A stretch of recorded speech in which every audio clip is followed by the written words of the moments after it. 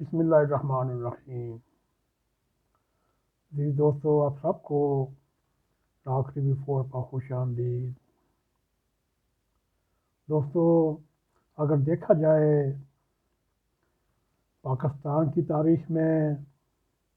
بڑے بڑے امر آئے، پھر انہوں نے جو ظلم و ستم پاکستان کی عوام کے اوپر ڈایا اور پھر اس کے خوفناک نتائج بھی سامنے آئے، جس میں سب سے پہلے سقوط ڈھاکہ کا سانحہ بھی شامل ہے، پھر 1965 کی جنگ بھی ہے، پھر 1970-71 کی جنگ بھی ہے، اور اس میں بڑے بڑے امر آئے، مگر پاکستان کی تاریخ کا سب سے زیادہ شفاق امر ضیاء الحق کا زمانہ تھا، جب جمہوریت اور انسانی حقوق کے مطالبے پر اور مذہبی پابندیاں لگانے کے ماہر ضیاء الحق نے یہ نہیں دیکھا یہ سیاسی کارکن ہے یا عام شہری ہے یا پھر اس کا مشہور بدنام آرڈیننس جو قادیانی آرڈیننس کے نام پر، اس کے بعد پھر اس نے جو ظلم و ستم ڈھائے اور پھر ایسا قانون بنایا اور اس میں ہر مذہبی، سیاسی اور مڈل کلاس طبقہ اس کی زد میں آنے لگا، جب اس نے مذہبی اور جمہوریت اور انسانی حقوق کے مطالبے پر لوگوں کو قید و بند، کوڑے اور پھانسیوں کی سزائیں دینے کا ایک معمول تھا۔ اور یہ بھی دیکھا جائے 20ویں صدی کی میں شاید پاکستان دنیا کا وہ بدنصیب واحد ملک تھا جہاں سر عام کوڑے مارے جاتے، اس میں کوئی تفریق نہ دیکھی جاتی، اور جب کوڑے کھانے والے کے منہ کے آگے مائک رکھ دیا جاتا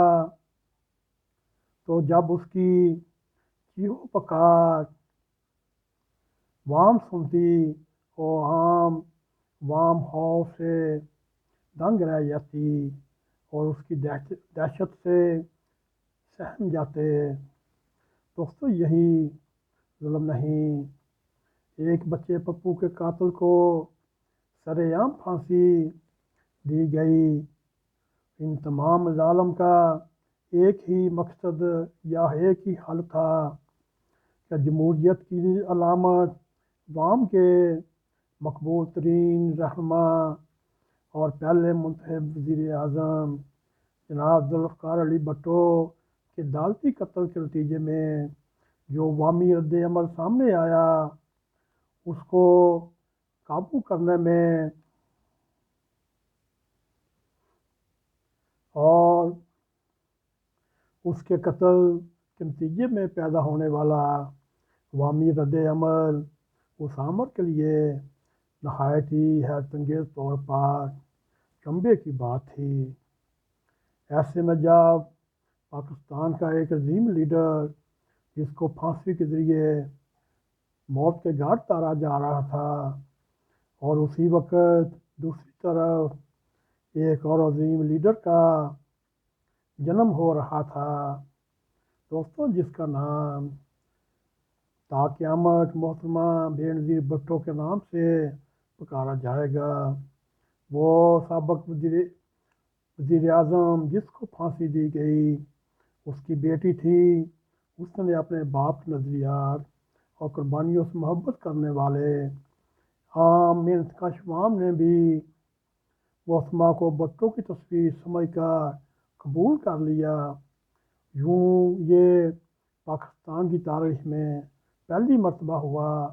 کہ ایک سیاسی رہنما نے عوام اور جمہوریت کے لیے جان کی قربانی ہنستے ہنستے دے دی۔ دوستو، جیسے آکسفورڈ یونیورسٹی سے فارغ التحصیل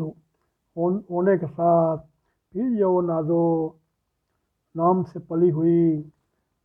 24 साल एक नौजवान बेटी और उसके खून में डूबे हुए परचम को लेकर मुश्किलात के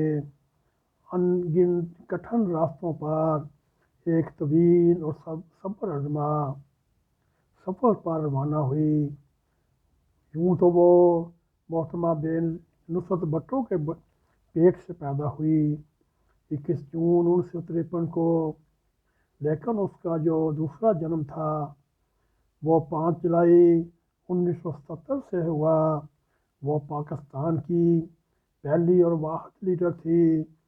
जिन्होंने वज़ीर आज़म बनने का शर्फ हासिल किया। और उसके साथ ही ज़ियाउल हक मरदूद फौजी डिक्टेटर के दौरे सितम का मुकाबला करते हुए और इसी रास्ते में वो मुश्किलात तकलीफ़ें रसाई बर्दाश्त किए जिसका आज की नस्ल तसव्वुर में भी नहीं कर सकती। दोस्तों, जब मोहतरमा 10 अप्रैल 1986 को अपनी पहली जलावतनी के बाद लाहौर में उतरी,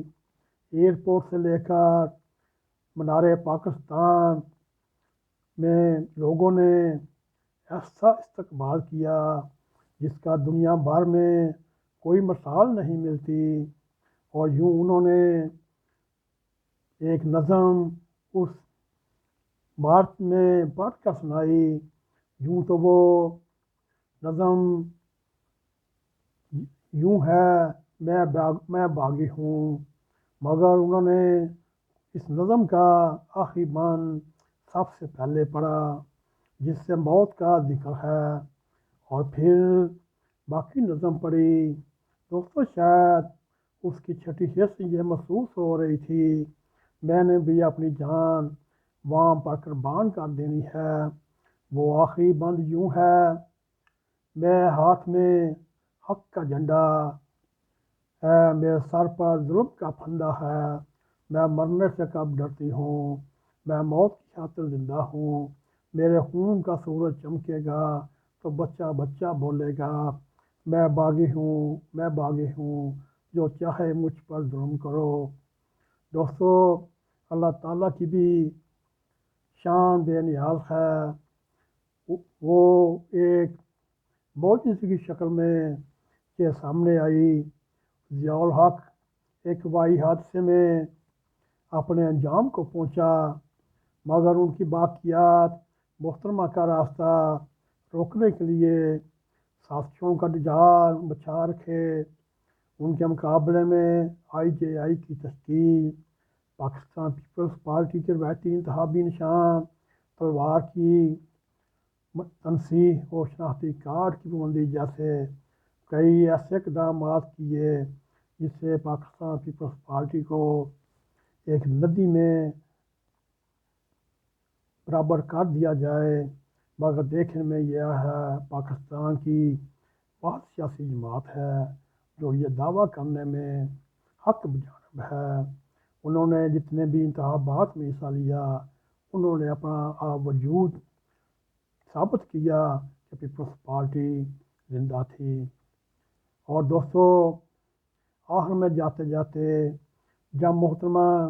दूसरी जलावतनी से वतन वापस पर उनके ऐसा जम्मे गफीर इस्तकबाली को आग व खून से दखला दिया गया जिसमें कराची में सैकड़ों लोग शहीद हो गए, हज़ारों ज़ख्मी हो गए, मगर कातलों ने उनका पीछा ना किया और बिलाखिर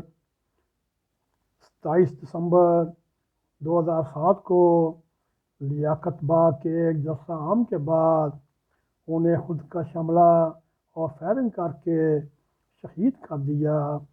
वो आज हम में नहीं, मगर उनके खून के चमकते हुए सूरज ने फौजी आमरीत और आमरों को देरों में रोशनी का जो शिकाफ डाला, वो इनके अफजान बिलावल भुट्टो जरदारी की क़यादत में एक दिन पूरी आबोताब से चमकेगा। اللہ کرے ایسا ہی ہو، اور بلاول بھٹو کو بھی پاکستان کے اوپر قربانی دینے کی سعادت فرمائے۔ دوستو، یہ تھا ایک طرف عامروں کا حال جن کا تازہ پتہ نہیں ملتا، دوسری بات جنہوں نے عوام کی خدمت کرتے کرتے جان قربان کی، ان کا نام تا قیامت چمکتا رہے گا۔ دوستو، اسی کے ساتھ ہمیں اجازت دیں۔ اگر آپ کو ہمارا یہ پروگرام پسند آئے، اس کو لائک بھی کریں، شیئر بھی کریں، کمنٹ سیکشن میں جا کے اپنا اظہار خیال کرتے ہوئے ڈاک TV4 کو سبسکرائب کریں۔ دوستوں، ساتھ ہی بیل آئیکن کو پریس کریں تاکہ ہماری تازہ تازہ ویڈیو آپ تک پہنچی رہیں۔ اسی کے ساتھ ہمیں اجازت دیں۔ السلام علیکم ورحمۃ اللہ وبرکاتہ۔